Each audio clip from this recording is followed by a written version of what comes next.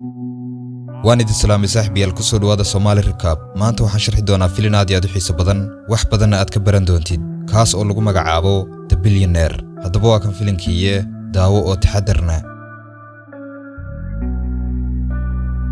filinku wuxuu ku bilaabanayaa wiil 19 jira kaas oo magaciisa la dhaho Tob wuxuu bangi ka amaahanayaa lacag 10 milyan oo baat ah baatku waa lacagta Thailand waxaana u dhigantaa $300,000 maamulaha bangiga ayaa wuxuu weydiinayaa sababta uu lacagta u amaahanayo kadib wuxuu gudagalayaa inuu uga sheekeeyo taariikhdiisii hore markuu iskuulka dhigan jiray wuxuu jeclaa inuu ciyaaro gameska online-ka ah kaliya muusan ciyaari jirin si lamid lacag ayuu ka sameyn jiray wuxuuna iibin jiray qalabka gameska lagu ciyaaro midkiibana uu siin jiray lacag 12,000 oo baata dollar ahaan waxa u dhigantaa $370 dakhliga tirada badan uu sameyn jiray sidoo kale wuxuu ka iibsaday gaari si kastaba ahaatee waalidkiisu kuma raacsana gameskan oo 4 saac ku mashquulsan yahay waxayna u sheegayaan inuu iska daayo gameskan diiradana uu saaro waxbarashadiisa qalinjabinta kadib wuxuu ku guuldareysanayaa inuu galo jaamacadda dawladda sabab la xiriira dhibcaha uu keensaday oo aad u hooseeyay laakiin kama joojinayso tani inuu ciyaaro gameskiisii maadaama ay sahlan tahay helitaanka lacagtu wuxuu bilaabayaa inuu lacagta daadaadiyo badankeedana uu ku iibsado qalab waaweyn oo gameska lagu ciyaaro maalmaha kamida waalidka ayaa ka codsanaya inuu dalbado jaamacad gaar loo leeyahay oo qaali ah wuxuuna maqlayaa waalidka oo ka cabanaya dhibaatada dhaqaale la'aan ee soo food saartay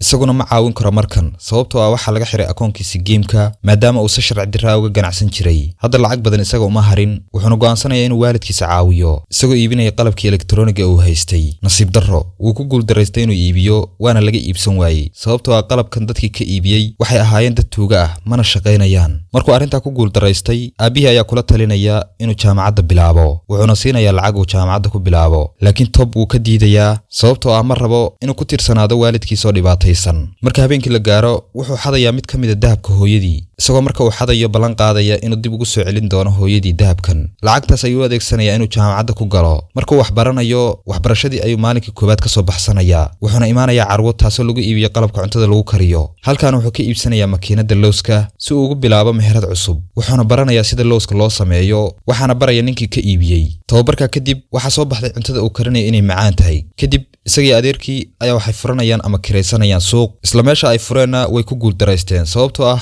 macaamiil fara badan uma imaanayso kadib markay isku dayeen dhowr goobood iibkoodii kor ayuu u kacay waxayna heleen macaamiil badan oo ka iibsata wuxuuna bilaabay inuu shaqaalaysiiyo dad tiro badan si ganacsigiisa uu kor ugu kaco gabadhay saaxiibay yihiin Tob waxay xusuusinaysaa inuu ku soo laabto jaamacaddiisa diiradana uu saaro waxbarashadiisa laakiin weli waa mid ku dhagan dhisidda ganacsigiisa jaamacaddiina saas ayuu iskaga baxay intaa waxa uu sii dheer ganacsigiisii ayaa fashilmay mashiinkii yaraa ee uu ku shaqaysan jiray ayaa bilaabaya inuu soo saaro qiiq tiro badan dadkii moolkan ka kireeyay ayaa ka codsanaya in dibadda looga saaro mashiinkan maadaama uu halaynayo moolka waalidkiisa ayaa ka codsanaya inuu u raaco Shiinaha halkaana uu ka bilaabo nolol cusub maadaama halkan lacag badan waalidkiisa lagaga leeyahay ayna awoodin inay iska bixiyaan si kastaba ahaatee wuu ka diidayaa waalidkiisa arrintaas wuxuuna u sheegayaa inuu rabo inuu noqdo ganacsade si lamida deyntana uu ka bixin doono maadaama ay hadda waddanka uga tegayaan deyn markaa lagu leeyahay tixgelin kadib way iskaga tegayaan waxayna aadayaan Shiinaha markuu waalidkiisa ka soo noqdo wuxuu arkayaa gurigoodii oo uu la wareegay bangigii markaa lacagta ku lahaa wuu sii niyad jabayaa isagoo niyad jabsan ayaa waxa uu imaanaysa haddana saaxiibadiis oo ku qaylinaysa waxayna leedahay maxaa fariimahayga uga soo jawaabi la'dahay wuu ka raali gelinayaa arrintaas wuxuuna u kaxaynayaa gurigoodii inta jidka sii socdaan waxay soo saaraysaa geed badeed kaasoo ah mid shiilan wuxuuna dhadhaminayaa geedkii isla markiiba wuxuu ku fikirayaa inuu geedkan ku bilaabo ganacsi maadaama geedkani uusan waddanka oolin isagana ay u tahay fursad markaas uu ku bilaabi karo ganacsigiisan cusub wuxuuna u tegayaa haweenay isagoo ka codsanaya inay barto qaabkii markaa uu moolgarayn lahaa geedkan si lamida uu uga ilaalin lahaa inuu qurmo isla markaana waxa u sharaxaysaa qaabkii markaas uu moolgarayn lahaa si lamida waxa u sheegaysaa in bacdan uu ku moolgaraynayo dhammaanteed laga saaro oksijiinta si uusan u qurmin intaa kadib wuxuu go'aansanayaa inuu bilaabo ganacsigiisan cusub nasiib darro isku daygiisii ugu horeeyay uu ku guuldareystay geedkii markuu shiilayna wuxuu isu bedelay mid qaraara laakiin maaha mid markaa ka niyad jabaya waxaa la jooga adeerkii oo ku qancinaya mar walba inuu aado waalidkiisa oo Shiinaha jooga laakiin Tob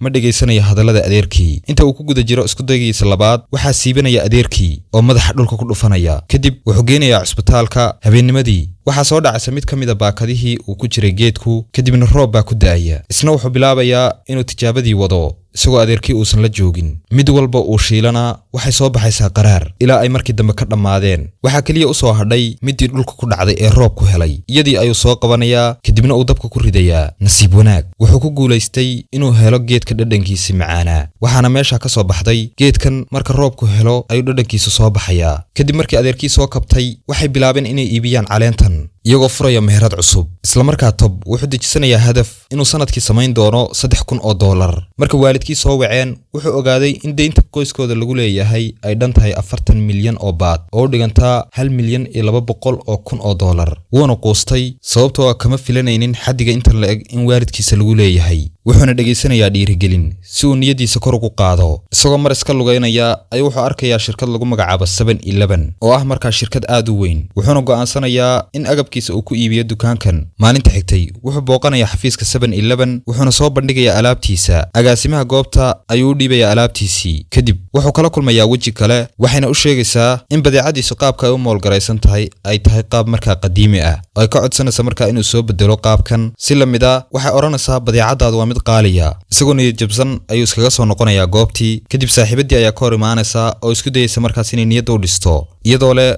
waalidkayga ayaa ku caawinaya isdeji iyagaan lacag kaaga soo qaadaya kadib wuu ka diidayaa arrintaas maalinta xigtay wuxuu go'aansanayaa inuu bedelo nashqadan oo uu ka bedelo badeecadiisani baakadan ay ku jirto kadib markuu soo baakadeeyo wuxuu ku soo laabanayaa xafiiskii isla agaasimadii ayuu sugayaa markan laakiin agaasimadu aad ayuu mashquulsanayd waqti dheer ayayna ku qaadatay inuu sugo ugu dambeyntii wuu isdhiibay isagoo kaga tagaya cuntadiisii xafiiska wuxuu wacayaa waalidkiisa isagoo u sheegaya inuu shiinaha ugu imaan doono nasiib wanaag badeecadiisii waxaa jeclaaday qaar ka mid ah shaqaalaha 7-Eleven oo dhadhamiyey waxa uu yeerayaa agaasimihii xafiiska waxayna isla yeesheen shir markaas aad u weyn shirkaas waxay ku ammaaneen isaga maadaama uu yahay nin da'yar soona saaraya cuntadan aadka u macaan agaasimuhu wuxuu kala u sheegay war farxad leh wuxuuna ka dalbaday inuu soo saaro 72,000 oo xirmo si loogu iibiyo 6,000 oo goobood ay shirkadu leedahay inta waxay ugu dareen inay tagi doonaan goobta marka uu ku sameeyo si loo ogaado nadaafadda cuntada wuu ogolaaday shuruudihii shirkadda laakiin nasiib darro ma awoodo tirada inta la eg qalab marka uu ku sameeyo iyo si la mid ah shaqaale markaas inta la eg oo soo saaraysa wuxuuna go'aansanayaa inuu aado bangi si uu lacag uga soo amaahdo sheekadii marka bilowga filimka halkan ay marka ka soo galaysaa markuu maamulay bangiga taariikhdiisa uga waramay ayuu maamulay ku bogaadinayaa wiilkan yar ee da'diisu yar tahay si la mid ah raba shirkadaas weyn inuu sameeyo laakiin maamuluhu ka diiday inuu lacag amaahiyo sababtoo ah da'diisu yar awgeed iyo si la mid ah waalidkiisa oo lacag badan ay bangiga ku leeyihiin mar kale ayuu iskaga soo laabanayaa isagoo niyad jabsan laakiin kama joojinayso inuu warshadiisa bilaabo wuxuuna imaanayaa store hore oo ay lahaayeen waalidkiisu isagoo raba bartan inuu ka bilaabo mashruuciisa wuxuu iibinayaa gaarigiisii si uu uga gato qalab fara badan iyo si la mid ah shaqaale marka uga shaqeeya ganacsigiisa marka uu wax gadanayo wuxuu ogaanayaa in saaxiibtii ay khiyaamaysay oo ay la socoto markaa nin kale wuu niyad jabayaa maadaama ay saaxiibtii khiyaantay diyaargarow kadib agaasimaha ayaa la imaanaya kormeere kadib markay hagaajiyaan mashaakilada warshadda Tob wuxuu ogolaansho ka helayaa agaasimaha aad ayuuna ugu farxay maadaama ganacsigiisii uu hadda u hirgalay shirkadan aadka u weyna uu sheer kula jiro wuxuuna kor u qaadayaa wax soo saarkiisa isagoo buuxinaya tirada looga baahan yahay marka la guraya badeecada Tob wuxuu habsiinayaa adeerkii isagoo u sheegaya in markan hadduu guuldaraysto uu aadayo waalidkiisa marka badeecadu gaadho xafiiska maamulihii xafiiska ayaa wuxuu oranayaa badeecadaadani way soo dib dhacday hal saac isla markaa Tob wuxuu bilaabayaa inuu bariyo isagoo uga sheekeynaya dhibkii uu soo maray ugu dambeyn maamuluhu wuu ogolaanaya in badeecadiisa markaa loo xareeyo Tobna wuu farxay wuxuuna wacayaa waalidkiisa isagoo u sheegaya in ay waddanka ku soo laabtaan maadaama wax walba ay hadda u hagaageen si la mid ah sida uu rajeynayo wuxuu rabaa inuu deynta ka bixiyo dhammaadka filimkana 2 sano ayay ku qaadatay inuu deynta ka bixiyo Tob sidoo kale wuxuu dalbanayaa amaah kale oo gaaraysa 400 milyan oo baad si uu ugu ballaariyo warshadiisa sanadka 2010kii waxa uu shaqeynayay 2,000 oo shaqaale si la mid ah badeecadiisa wuxuu geenayay 6,000 oo goobood oo ay leedahay 7-Eleven waxaana badeecadiisa la geenayay 27 wadan oo waddanka ka baxsan wuxuuna soo saaray dakhli dhan 45 milyan oo dollar isagoo markan ah 26 jir filimkiina saas ayuu ku dhammaaday haddaad xiisisid muuqaalada noocan oo kale ah fadlan channelka subscribe saaro sidoo kale muuqaalkan la garee si markaa dad badan uu gaaro waana kaaga mahadcelinayaa daawashada muuqaalkan intaan muuqaalka xigo ku kulmayna waxaad kaga tegayaa assalaamu calaykum waraxmatullaahi wabarakaatu